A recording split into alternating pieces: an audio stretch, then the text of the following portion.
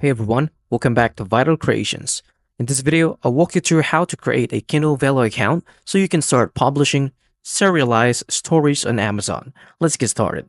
Step 1 is to sign up for Kindle Direct Publishing, which is the KDP. Go to the kdp.amazon.com and then click on Sign In if you already have an Amazon account, or just simply sign up to create a new account. Follow the on-screen instructions to complete the registration. Step 2 is to set up your KDP account. After signing, just simply go to the account settings and enter author name, banking information, and tax informations. Step 2 is to save your settings. Step 3 is to access Kindle Vella. From the KDP dashboard, click on Create and select Kindle Vella Story. Enter your story title, author name, and story description. Just simply upload a square story cover which is 1600 pixel. Step 4 is to publish your first episode. Click on Create New Episode or Set up Episode Title and then click on the Publish or just simply save as draft.